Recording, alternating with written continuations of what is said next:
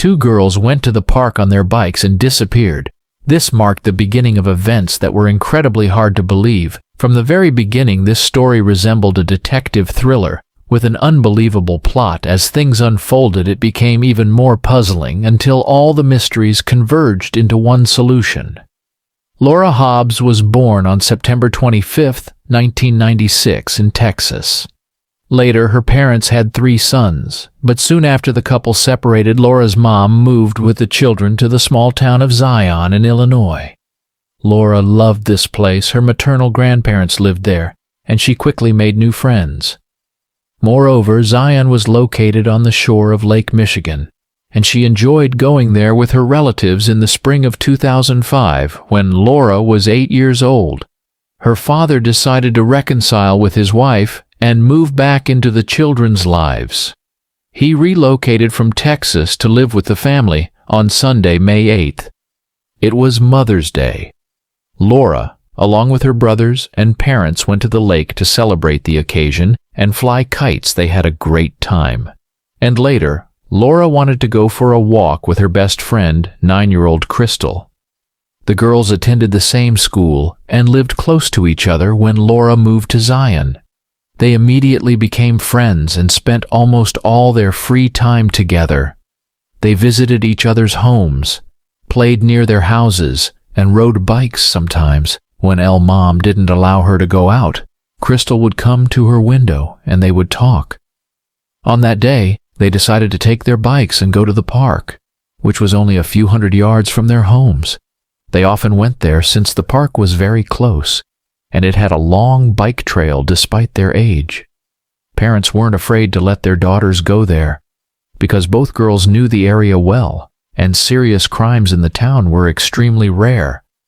The girls left around 3:00 p.m. and were supposed to be back for dinner, however. As time passed, their parents started worrying when it was 7:00 p.m. and Laura and Crystal still hadn't returned. They decided to go to the park and call them home, to the surprise of the adults. The girls were not there.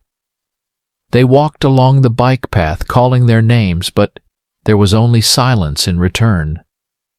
Other relatives and friends of the families quickly joined the search. They continued to search the park and also went through the streets of their neighborhood hoping to find them. This went on for several hours until it started to get dark. By 9:00 p.m., the parents realized that something might have happened to their daughters, and they decided to contact the police. The police immediately joined the search efforts. They contacted volunteer organizations and enlisted the help of several dozen volunteers, as well as search dogs. In addition to this, local residents who heard about the girls' disappearance also joined the search. The police focused their efforts on the park area, since the girls were supposed to go there speaking to other children living along the route from their homes to the park. The police learned that Laura and Crystal did indeed pass by them, stopped to chat, and mentioned that they were heading to the park parallel to the search. The police went door to door in the neighborhood, in hopes of finding anyone who had seen the girls that evening. They also began distributing flyers with information about their disappearance. As each hour passed, it became increasingly evident that something terrible had happened to the girls. Darkness had already fallen, and they were being searched for throughout the town, but there were simply no traces of Laura and Crystal. The search continued practically until dawn, and at around 3:30, the police decided to take a break. However, Laura's father and her grandfather refused to return home and continued scouring the area. They went to the park and decided to split up to cover more ground around 6 a.m. As the first light of day began to break, Laura's grandfather suddenly heard a cry and rushed in that direction. He stumbled upon Laura's father, who was in shock and claimed to have found the bodies of Laura and Crystal. They lay off the bike path amidst thick undergrowth. Laura's father immediately realized that both girls were dead, as there was a lot of blood and injuries on them. The man called the police, and they arrived promptly after examining the bodies. Forensic experts determined that the cause of the girls' deaths was multiple stab wounds, most likely from a knife. Laura had 20 such injuries on her body while Crystal had 11. This news sent shockwaves through the small town.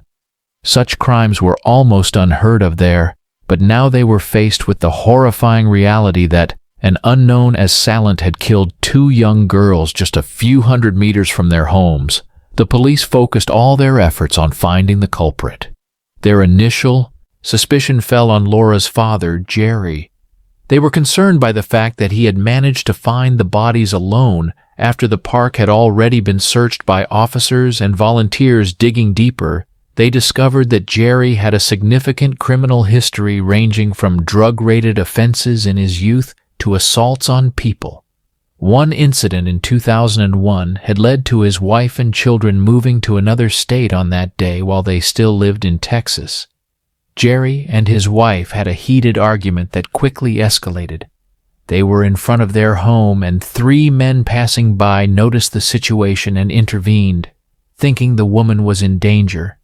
Jerry became infuriated and went to get his chainsaw, then started chasing those men.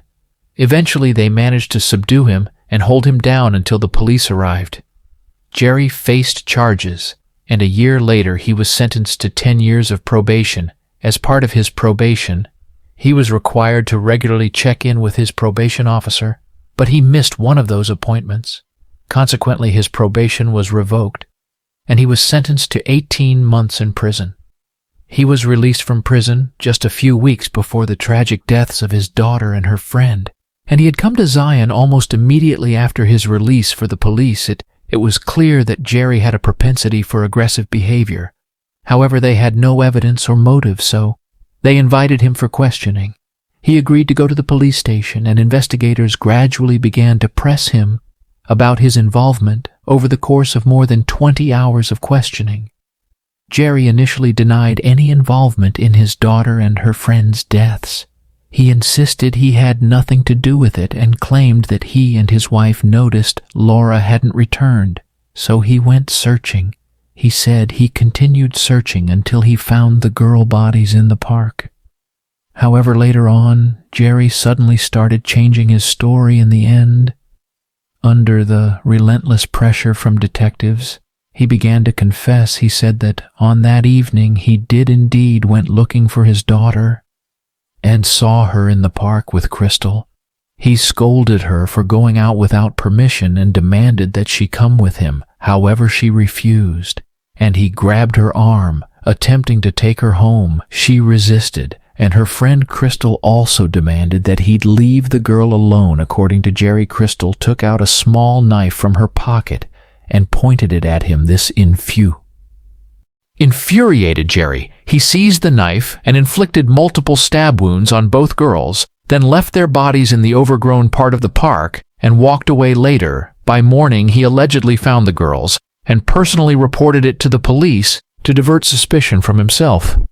During this confession, Jerry was in tears, but he still signed his admission statement and repeated it on camera.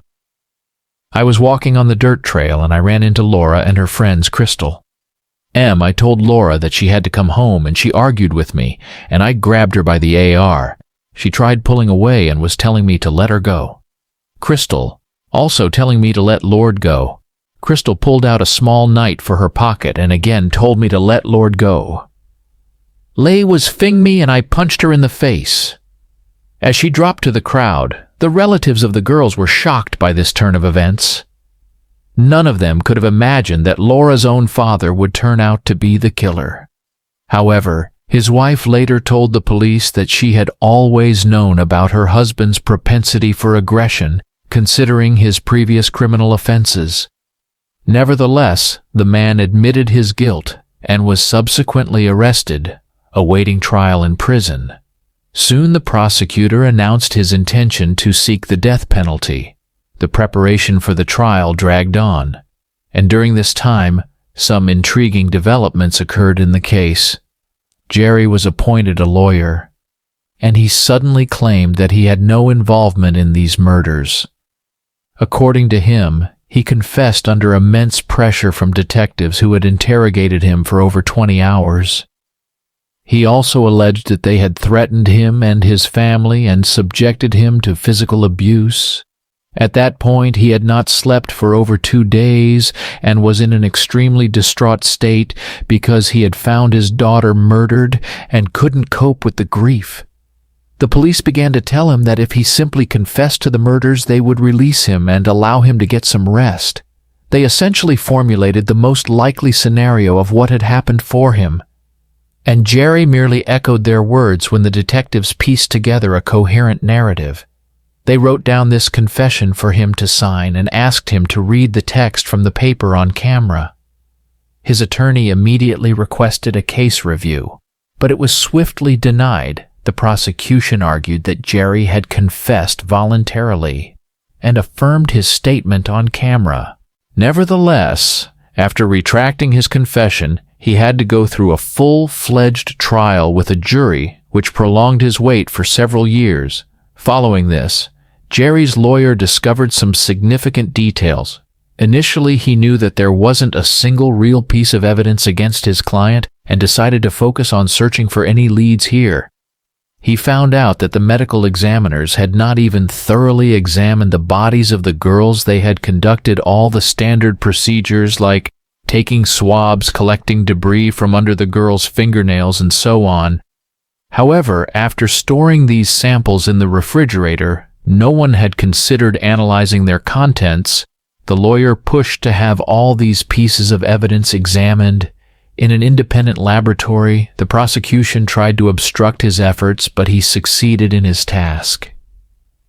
In 2008, the examinations were finally conducted, and there was a rather unexpected twist. It turned out that Laura's body had several different DNA samples on it. There was foreign skin under her fingernails and male semen found on her clothes, and in 3 places on her body, simple analysis revealed that none of this belonged to Laura's father. It all pointed to a completely different man. This discovery unequivocally indicated that Laura had been sexually assaulted. As for Crystal, they did not find any foreign DNA on her body, but no one doubted that she was killed by the same person. Jerry's lawyer immediately requested his client's release from prison and the dismissal of all charges. However, an unpleasant surprise awaited him here as well. The district prosecutor refused to acknowledge the new evidence, claiming that it meant nothing. In his opinion, the presence of foreign DNA on Laura's body could have been entirely coincidental. He argued that young couples regularly visited that park for intimate encounters, and he believed that this was why semen ended up on the girl's body, possibly from the grass or bushes. Even the fact that some biological samples were found inside the victim's body didn't seem to faze him, despite the absurdity of this version. Jerry remained in prison awaiting the start of his trial. Nevertheless, the lawyer managed to get the DNA sample entered into the FBI's database, but there were no matches. All he could do was wait and hope that the perpetrator would be caught sooner or later, because there was no hope for reasonableness from the prosecution side in Jerry's case, let's fast forward 4 years and miles away from Zion, a 20-year-old woman named Amanda Snell, who had recently joined the military, lived in the military base in Arlington, Virginia. She decided to enlist because there were many military members in her family alongside her service. She occasionally helped a local church near the base. There, she taught children with autism and other developmental differences. Amanda quickly realized that she wanted to pursue this professionally and planned to get the necessary education after her military service on July 13, 2009. She didn't report for duty immediately, raising concerns among her fellow service members. They went to her room, knocked on the door, but received no response. They discovered that the door was unlocked and entered. The room was impeccably tidy, the bed was made, and her belongings were neatly in place, but Amanda was nowhere to be found. Only after they opened the closet did they come across a horrifying sight. Amanda's lifeless body lay in an unnatural position with a pillowcase over her head. Initially, the medical examiners couldn't determine the cause of death, but they later concluded that Amanda died of suffocation. Her death had occurred over a day before her body was discovered. There were no signs of trauma on her body, and she had not been sexually assaulted. Investigators only found out that her laptop and tablet were missing from her room. When speaking with Amanda's parents, investigators learned an interesting fact. She suffered from severe headaches, and sometimes when the pain became unbearable, she would retreat to a dark room and put a pillowcase over her head. Considering that Amanda was found in her own closet with a pillowcase over her head, detectives speculated that what happened might have been a dreadful accident. Nonetheless, they didn't rush to dismiss the murder theory in front of her closet. They found a trace of a men's shoe, but they couldn't establish its ownership. Consequently, the investigation remained open, and investigators continued searching for a potential killer. In February 2010, a 26-year-old woman from Arlington exited the metro station and headed towards her boyfriend's home in the middle of the street. An unknown man approached her, showed a gun, and demanded she get into his car. Despite the assailant grabbing her arm and brandishing a knife, the woman managed to break free. She threw her purse as a distraction and fled toward her boyfriend's house. Upon hearing her cries, he and his friends rushed onto the street and called the police. By the time they did, the assailant had already fled. Nevertheless, the